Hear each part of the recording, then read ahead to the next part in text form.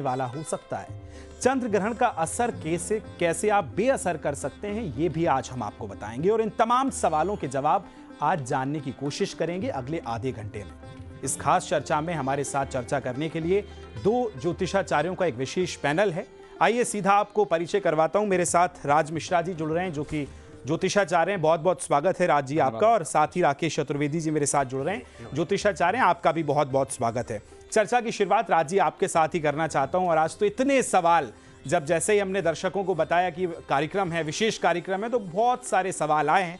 पहला मेरा ये सवाल कि ये चंद्र जो ग्रहण लगने वाला है वो 100 सालों का ये समय कहा जा रहा है कि उसके बाद ये आया है।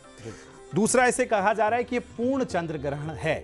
तो पहला सवाल कि ये विशेष क्यों है, ये अलग क्यों है, और जो ब्लड मून कहा जा रहा है उसकी क्या महत्ता है? देखिए, सबसे पहले इसलिए मैं इसको अलग कहूंगा क्योंकि ये ऐसी पहली परिस्थिति होने जा रही है जब राहु एक्चुअल में कुंभ राशि के अंतर्गत गोचर कर रहे हैं, काल पुरुष की 11th हाउस के अंतर्गत गोचर कर रहे हैं और वहां पर चंद्रमा पहुंच रहे हैं। और एक्चुअल में ये पहली बार होने जा रहा है कि जहां पर बुध की और सूर्य की, सूर्य स्वग्रही हैं, बुध उनके साथ हैं और उनकी दृष्टि पड़ रही है बाकायदा। जहां ग्रहण घटित होने जा रहा है जिस राशि पर, उस राशि पर बाकायदा उनकी दृष्टि पड़ रही है। ये इसलिए खास है क्योंकि बृहस्पति भी बाकायदा उसको दृष्टि दे रहे हैं। ये ग्रहण घटित हो रहा है कुंभ राशि के अंतर्गत, पूर्वा भाद्रपदा नक्षत्र के अंतर्गत।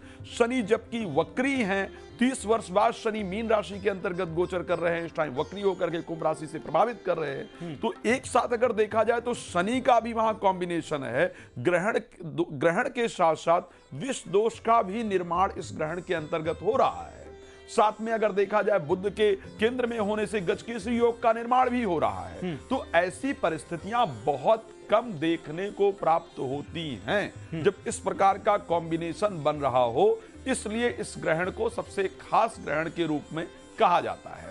अब अगर हम इसको ब्लड मून की बात कर लेते हैं कि आखिर भाई ब्लड मून की क्या परिस्थिति है, क्योंकि हम सभी लोग जानते हैं ग्रहण कब घटित होता है। चंद्र ग्रहण तभी होता है जब चंद्रमा और सूर्य के बीच में धरती आ जाती है, या सूर्य ग्रहण तब होता है जब धरती और सूर्य के बीच में चंद्रमा आ जाता है, राहु केतु बिंदु पर पहुंच जाते हैं। तो ऐसी कंडीशन घटित होता है यहां पर। क्योंकि और चंद्र ग्रहण इसलिए क्योंकि चंद्रमा की जो काली परछाई है वो धरती की तरफ दिखती है।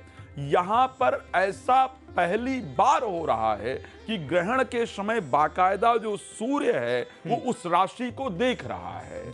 सूर्य को उस राशि को देखने के कारण इसको ब्लड मून की परिस्थिति कहा जाता है। उसका जो रंग है, जो उसका कलर है, उसके अंदर परिवर्तन आ रहा है, इसलिए उसे ब्लड मून कहा जाता है। ब्लड मून भी। ठीक है, मैं राकेश जी आपके पास आ रहा हूं। और जब हम ग्रहण की बात कर रहे हैं, ये चंद्र ग्रहण जब लग रहा है तब पितृपक्ष की भी शुरुआत हो रही है।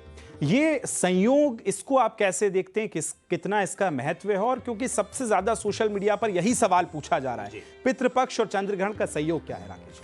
देखिए, बिल्कुल, क्योंकि कहते हैं कि प्रतिपदा तिथि से लेकर के जो सर्वपितृ अमावस्या है वहां तक पितृपक्ष माना जाता है। लेकिन पूर्णिमा तिथि पर जिनकी भी मृत्यु या जिनका अंतिम संस्कार दोनों तिथियों से गणना किया जाता है, उनका जो है पूर्णिमा तिथि पे अगर हुआ है तो वहां पर विशेष रूप से पूर्णिमा तिथि को ही प्रथम श्राद्ध माना जाता है, यानी पूर्णिमा तिथि पर श्राद्ध किया जाता है। एक बहुत बड़ा यहाँ पर भ्रम आएगा, बिल्कुल, बहुत जो है आपने उचित प्रश्न किया और बहुत लोगों के मन में भ्रम होगा कि अब आज क्योंकि 12:58 से ही श्राद्ध पक्ष विशेष रूप से सूतक लग जाएगा और श्राद्ध जो है दोपहर में ही किया जाता है। कहते हैं कि संध्या बेला के भोजन से पहले ही श्राद्ध का भोजन कराना उचित रहता है। तो अब लोगों के मन में संदेह रहेगा कि अब श्राद्ध आज का करें या ना करें। तो उसका एक सर्वोत्तम तरीका है कि आप जो है विशेष रूप से सूतक से पहले अगर भोजन बन गया है तो ठीक है, नहीं तो आप विशेष रूप से भोजन में या जल में जो भी पदार्थ आपने किया हुआ है, इंतजाम किया हुआ है जो है पितृपक्ष के लिए,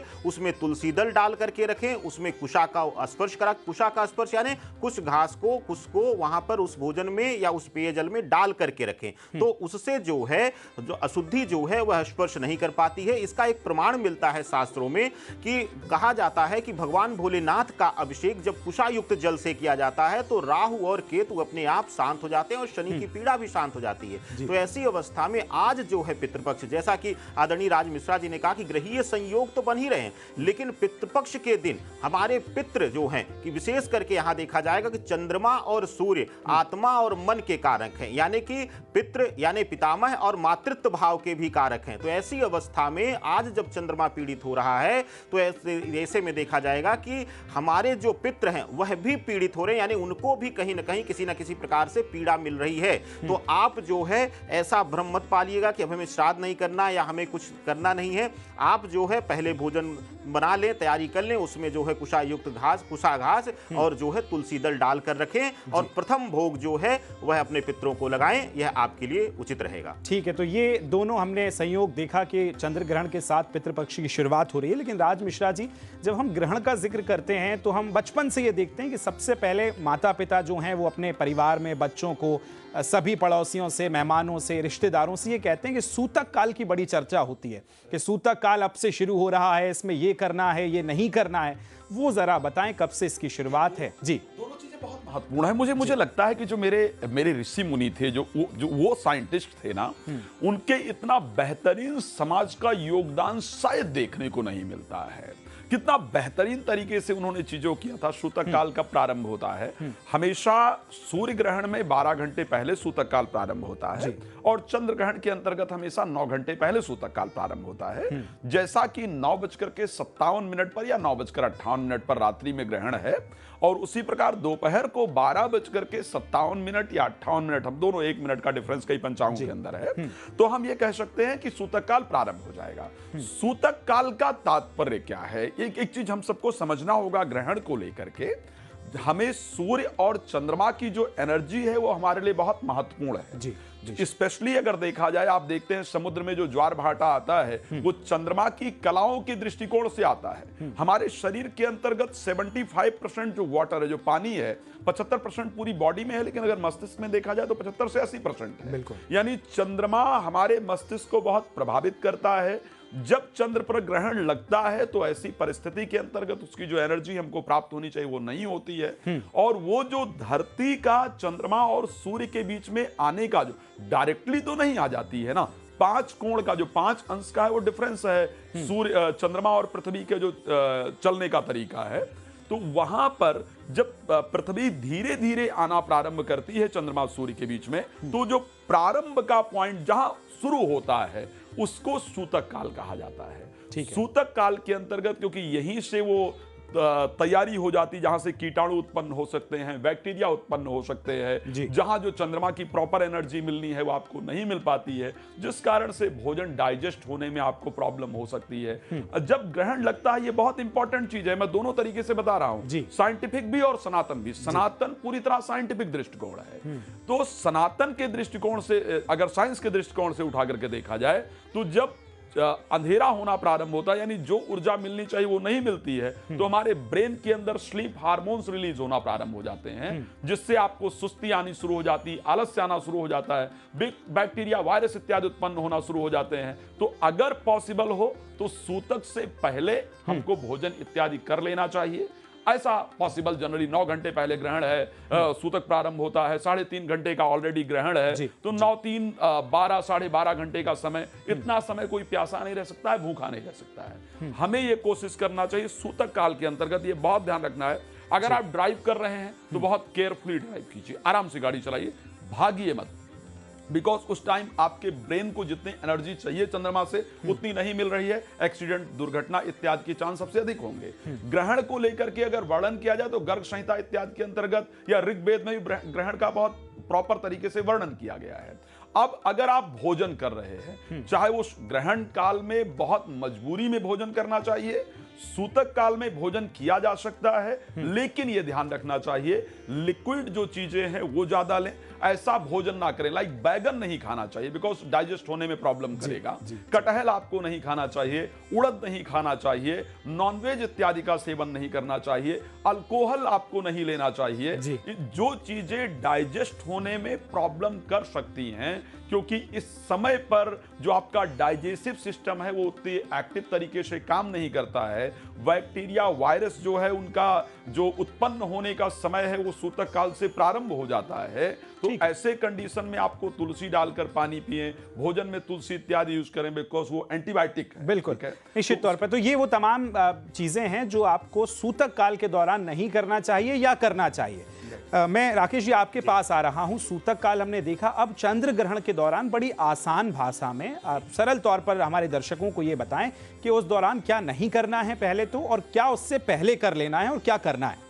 देखिए, बहुत अच्छी तरीके से आदरणीय राज मिश्रा जी ने इसको विज्ञान और अध्यात्म दोनों दृष्टिकोण से बताया। इसको इसी शब्द को पूरक करके, क्योंकि आपका जो प्रश्न है ये इसी से आगे बढ़ते हुए पूरक प्रश्न है, तो ऐसी अवस्था में हम उसी शब्दों को आदरणीय राज मिश्रा जी के बढ़ाते हुए कहते हैं, आज विज्ञान मजबूर हो गया है कहने पर डॉक्टर्स एडवाइस करते हैं कि सूर्यास्त से पहले पहले भोजन कर लीजिए, वो आपके लिए हितकारी रहेगा। क्यों कहा जाता है? क्योंकि सूर्य ही उष्मा का एकमात्र कारक है, और जब चंद्र ग्रहण लगता है तो इनडायरेक्टली जो धरती पर जिस हिस्से पर चंद्रमा के माध्यम से ऊर्जा पहुंचनी होती है वह बंद हो जाती है और वह दूषित हो जाती है। जब मध्य में आ जाए तो उसमें बहुत सारे बैक्टीरिया, कीटाणु इत्यादि जनरेट हो जाते हैं। अब यहाँ पर एक प्रश्न आता है कि ग्रहण काल में क्या नहीं करना है। ग्रहण काल में विशेष करके सूतक में, जैसा कि आदरणीय राज मिश्रा जी ने कहा कि बहुत लंबा समय है, 9 घंटे का, और बहुत बच्चे हैं या कुछ दिनचर्या ऐसी है, आप लोग ऑफिस में हैं, बोल रहे हैं, तो आप जल लेंगे ही लेंगे। तो ऐसी अवस्था में विशेष रूप से आपके लिए ग्रहण काल में बंधन आ जाता है कि भोजन मत करिए। ग्रहण काल से पहले अगर मजबूरी है तो भोजन कर लीजिए, सूतक में वो चलेगा तुलसी दल डाल करके। ग्रहण काल में आप भोजन मत करिए। बिस्तर पर शयन करने की वर्जना मानी गई है, खास करके शयन निद्रा मुद्रा में आने के लिए ग्रहण काल के दौरान वर्जना मानी गई है, क्योंकि मन का कारक है चंद्रमा और वह ग्रसित हो रहा है। तो ऐसी अवस्था में मन में जो है दुर्विचार या किसी तरीके का नकारात्मक स्वप्न इत्यादि या नकारात्मकता आने की संभावना बढ़ जाती है। अब करना क्या है यह भी सुन लीजिए। करना यह है कि अगर आप जो है गुरु दीक्षित हैं तो आप अपने गुरु मंत्र का जाप करिए, नहीं तो नाम जाप करिए। सबसे पुनीत कलयुग में नाम जाप कहा गया है सीताराम सीताराम या राधे कृष्ण नमः शिवाय का जाप आप नमः भगवते वासुदेवाय या नमः भगवते रुद्राय, यह मंत्र का पाठ आप कर सकते हैं। और आपके लिए एक बहुत जरूरी चीज हो जाती है, आज लोग कहेंगे जाप करिए, लोग कहेंगे पाठ करिए, ग्रहण कोई भी हो, सबसे बड़ा जरूरी होता है, अनिवार्यता होती है कि आप मानसिक जाप करिए। सबसे उत्तम जो जाप माना गया है वह मानसिक जाप माना गया। कहते हैं कि मन की ऊर्जा जो है सीधा चंद्रमा को जो है स्पर्श करती है, कनेक्ट करती है, तो उसके मंत्रों की शक्ति, मंत्रों की ऊर्जा जो है वह तुरंत बढ़ जाती है, तुरंत बूस्ट हो जाती है और आपके मन और शरीर दोनों को वह बैलेंस कर देती है। और गर्भस्थ जो स्त्रियां हैं उनके लिए कहा जाता है कि कोई फल इत्यादि ना काटें, सब्जी इत्यादि ना काटें ग्रहण के दौरान। और इस पे तो सोशल मीडिया पे बड़ी सारी चीजें वायरल हो रही हैं जब से ग्रहण का पता चला है। ठीक है, मैं लौट रहा हूं आपके पास। राज मिश्रा जी, एक और बड़ा सवाल, और ये सवाल उन तमाम दर्शकों के लिए है जो बड़ी उत्सुकता से जानना चाहते हैं कि ये पूर्ण चंद्र ग्रहण, जिसे ब्लड मून कहा जा रहा है, इसका कई राशियों पर पॉजिटिव असर है और कुछ के लिए ये थोड़ा चुनौतीपूर्ण होने वाला है। राशियों के हिसाब से अगर राजी बता पाए। बिल्कुल, ये सत्य है कि जब भी कोई भी घटना इस संसार के अंदर घटित होती है तो उसका नेगेटिव और पॉजिटिव दोनों पॉइंट। मैं एक और एस्पेक्ट आपको बताना चाहता हूं। ग्रहण में स्पेशली मैं 3 लोगों की राशियां, भारत के अंदर भारतीय प्रधानमंत्री नरेंद्र मोदी जी की वृश्चिक राशि है। एक और चीज, डोनाल्ड ट्रंप की वृश्चिक राशि है जी। डोनाल्ड ट्रंप और प्रधानमंत्री जी की कुंडली एक दूसरे से मैच करती है। लग्न में डोनाल्ड ट्रंप के मंगल है और लग्न में भारतीय प्रधानमंत्री जी के मंगल है। हाँ। और उसके साथ एक और चीज, राहुल गांधी की वृश्चिक राशि है। तो एक बड़ा डिफरेंट ये है। और उसमें डोनाल्ड ट्रंप का जो जन्म हुआ वो भी ग्रहण योग के अंतर्गत हुआ है। उनका चंद्रमा और केतु वृश्चिक राशि के अंतर्गत है, इसीलिए ग्रहण से पहले आपने इफेक्ट देखा कि उनके अंदर एक डिफरेंट बदलाव आपने देखा है। चलिए, हम राशि पर बात कर रहे थे इसलिए मैंने इसको किया है। ये ग्रहण जो घटित होने जा रहा है वो कुंभ राशि के अंतर्गत घटित होने जा रहा है, पूर्वा भाद्रपदा नक्षत्र के अंतर्गत घटित होने जा रहा है। स्पेशली मैं अगर बड़े लेवल पर खराब की बात करूं, कर्क राशि के लिए ये ग्रहण नुकसानदायक है, निहायत ही नुकसानदायक कर्क राशि के लिए। कर्क राशि के लिए अगर स्पेशली मैं सभी राशियों पर क्या क्या रिजल्ट होगा उसकी बात करूंगा। एक बार अगर पूरा बता मैं सब पे बात करता हूं। मेष राशि के लिए ग्रहण बहुत फायदेमंद है। आपको प्रसन्न होने की जरूरत है और प्रसन्नता भी उन लोगों के लिए ज्यादा है जो लोग स्पेशली लॉटरी, सट्टा, शेयर मार्केट इत्यादि की तरफ प्रयास कर रहे थे आपके लिए, और जो लोग पार्टनरशिप में बिजनेस करना चाह रहे थे, तो आपको इस क्षेत्र में बहुत शानदार रिजल्ट मिलता हुआ दिख रहा है। मैंने इसीलिए कहा कि हर चीज फायदेमंद नहीं होती, हर चीज नुकसानदायक नहीं होती है। तो मेष राशि के लिए ग्रहण बहुत फायदेमंद है।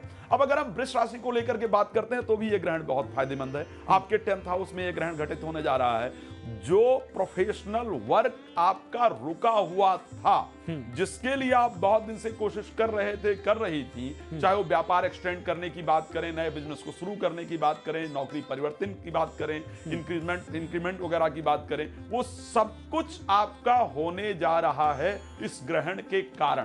तो मेरे दृष्टि से स्पेशली मेष राशि और वृष राशि वालों को खुश हो सकते प्रसन्न हैं, होने की आवश्यकता है। जी, ठीक है, उनके लिए ग्रहण होकर के भी आपके लिए फायदेमंद है। बट मैं ये कह दूं कि नहीं साहब, आप आराधना ना क्या रहे हैं या मन को स्ट्रांग, ग्रहण मन को पावरफुल करने का एक बहुत बड़ा रास्ता है, तो उसके साथ ये करने की आवश्यकता है। अगर मैं मिथुन राशि पर जाता हूं, मिथुन राशि के 9th हाउस के अंतर्गत यह ग्रहण घटित हो रहा है, तो खास करके आप जो कोई रिसर्च कर रहे हैं, किसी चीज की तैयारी कर रहे हैं, वहां पर आपके इस ग्रहण से रुकावट आने के चांस है। ओके, धर्म की तरफ से आपकी रुचि हटने का चांस है, तो इसलिए आपको ग्रहण के दौरान अपने लिए, ताकि ये रुकावट ना आए, किसी बुक को रीड करने की आवश्यकता है। जो आप रिसर्च कर रहे हैं उसके बारे में अत्यधिक सोचने की आवश्यकता है, और कोई धार्मिक कृत्य लाइक कोई मंत्र इत्यादि अगर किया जाए तो उसको चैंट करने की आवश्यकता है। कर्क राशि के लिए ग्रहण नुकसानदायक है, बिकॉज अष्टम भाव के अंतर्गत घटित हो रहा है। स्पेशली आपको ध्यान रखना है,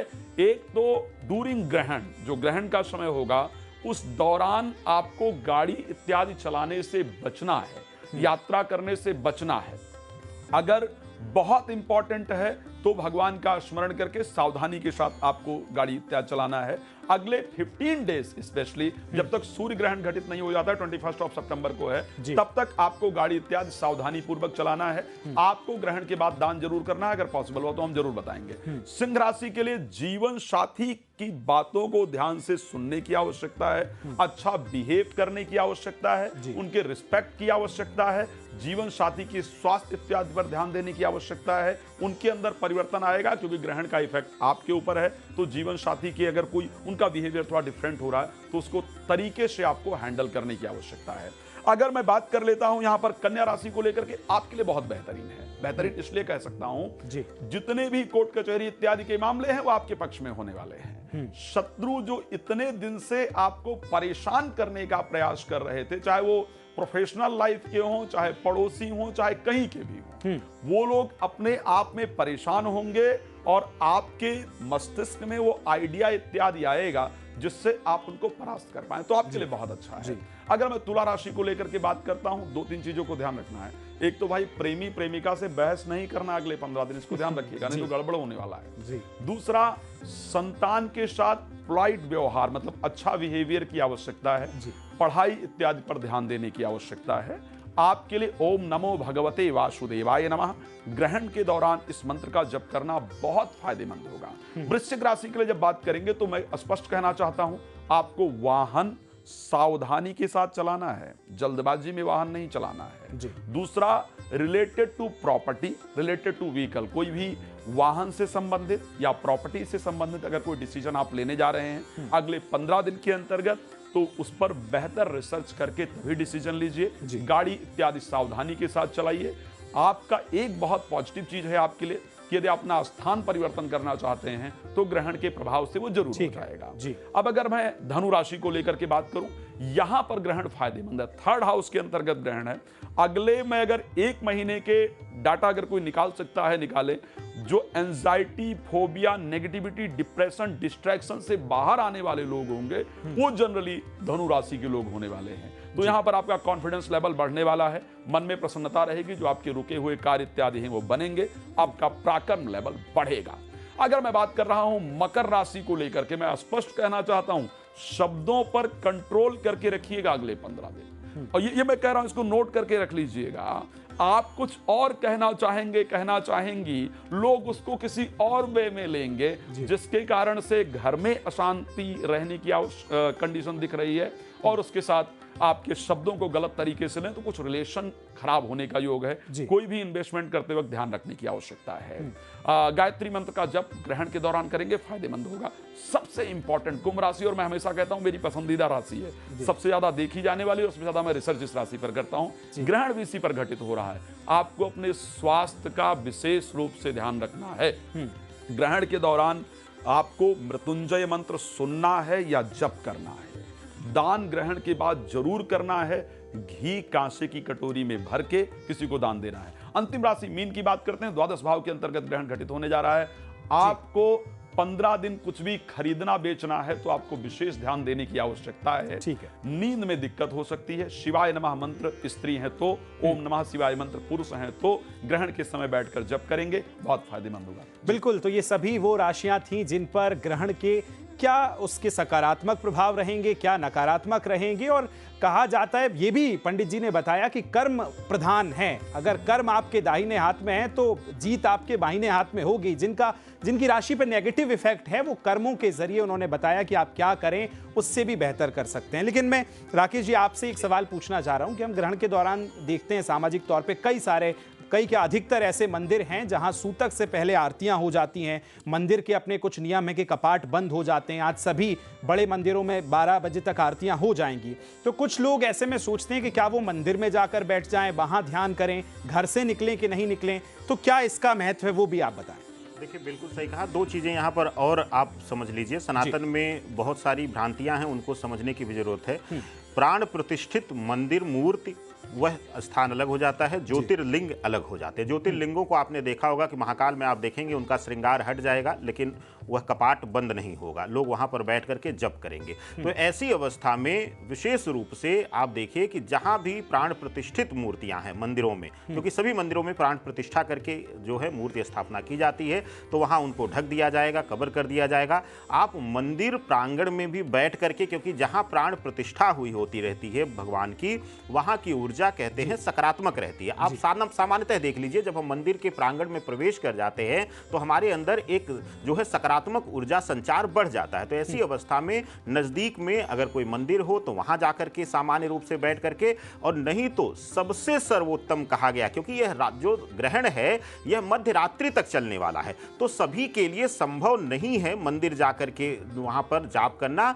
तो सबसे सर्वोत्तम तरीका है अपने अपने घरों में आसन ले लीजिए, शांत जो है बैठ जाइए, बिस्तर पर मत रहिए और बैठ करके नाम जप, या जैसे कि आदरणीय राज मिश्रा जी ने कहा कि महामृत्युंजय का जप, महामृत्युंजय नहीं कर सकते तो सिर्फ नमः शिवाय या ओम नमः शिवाय या शिवाय नमः का जाप कर सकते हैं। और सबसे सर्वोत्तम मंत्र जो है सनातन में कहा गया है कि दोनों के लिए, इष्ट के दो हमारे इष्ट हैं भगवान विष्णु और शिव के लिए, ओम नमो भगवते रुद्राय, इस मंत्र का जाप करिए, अद्भुत लाभ आपको मिलेगा। और आपको जैसे शुरुआत में कहा, जो लोग गुरु दीक्षित हैं आप लोग बिल्कुल भ्रमित मत होइएगा सिर्फ गुरु मंत्र का, क्योंकि शास्त्र कहता है कि अगर ईश्वर से पहले अगर किसी की वंदना की जाती है तो वह गुरु है।